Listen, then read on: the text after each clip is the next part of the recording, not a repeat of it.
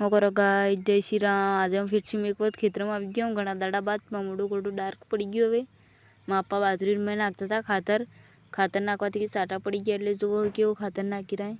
मापा के लिए मेहनत करे जो वो होई पूरा बाजरी में खातर नाखी रहे। फिर से उगी जाए करीन साटा आटा पड़ी गया थे।